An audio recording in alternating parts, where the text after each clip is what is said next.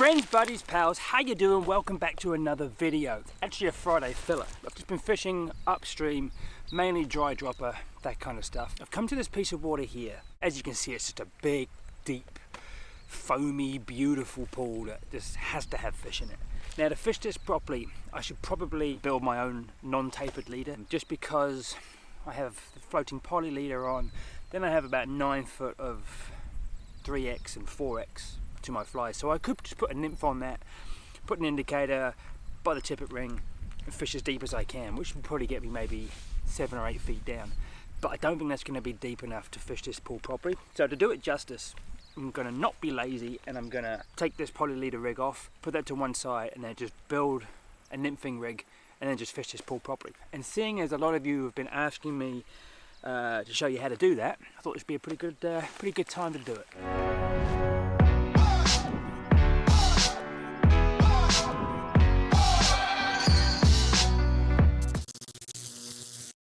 So what I'm going to do, I'm just going to take this poly leader straight off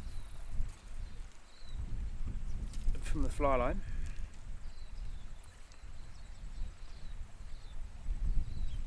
Beauty. So I'll put this around here, and then what I'll probably do is, as I move around to that next piece of water, which will probably end up being a dry dropper kind of affair, I'll just drag this back off of here, chuck it straight on, pile my flies back on, and away we go. Put that in here. All organised, eh?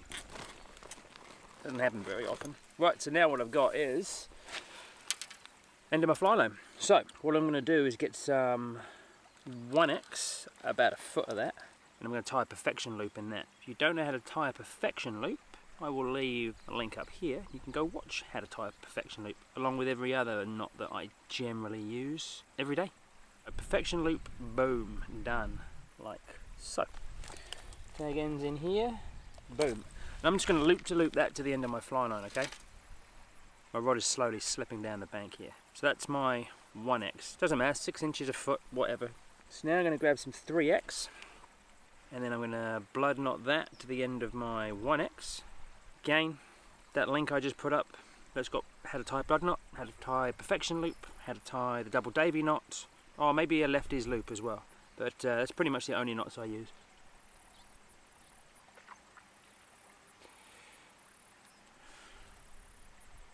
Nice. So yeah, so this is generally what I do. I just kind of do this and I go just over a rod length. That's going to be about 10 foot there. Take that off. Then I'll get some 4X and we'll use that blood knot again. Beauty. And then we'll go, I don't know, 3 feet of that.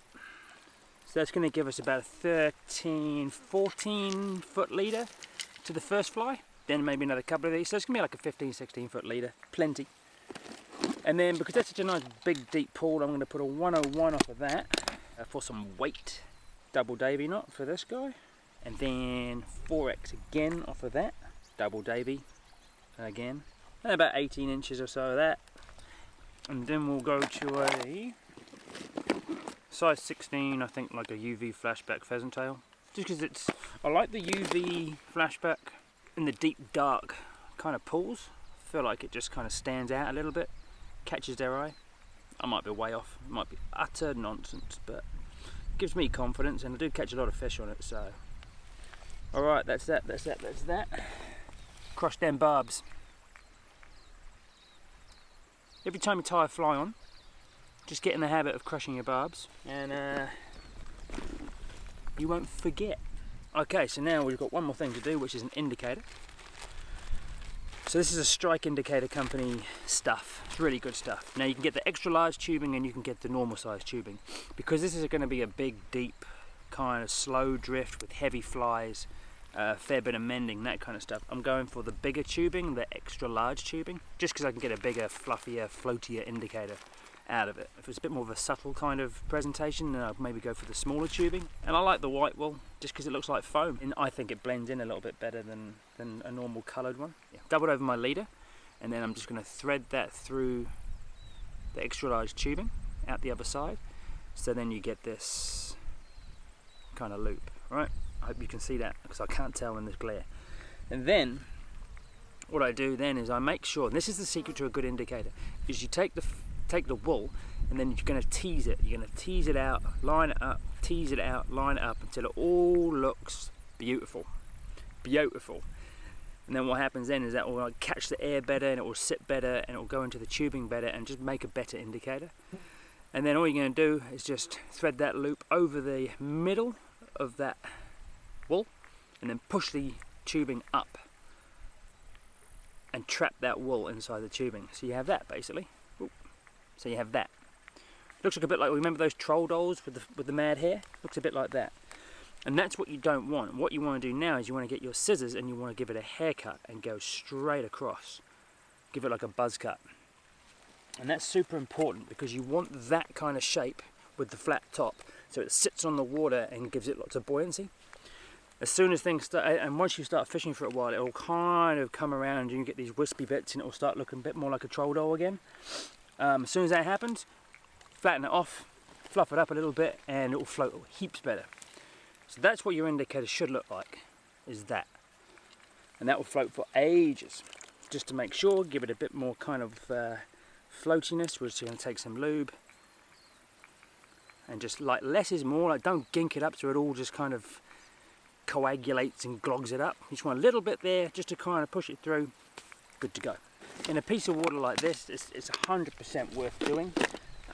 Just, you know, when you're going to fish those deeper pools where you really want to get down with heavier flies and you've got to, you know, you need that depth. So we've got your little size 16 pheasant tail to your 101.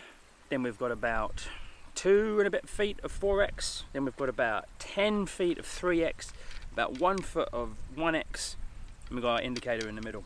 And that's basically it.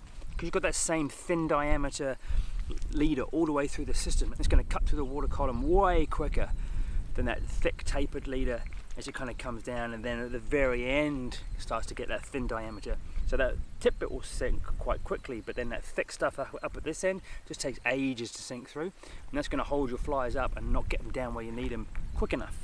Right, I'm going to go fish this pool and see if this was worth doing. In the meantime, I hope that was interesting, I hope that was helpful, I hope that answers your questions, and yeah, basically what it comes down to is don't be lazy, and if you feel like you should be doing it, you probably should be. Give me a thumbs up, drop me a comment in the comment section below, and I'll catch all you guys on the next one. Have yourselves a great week, everybody. Peace.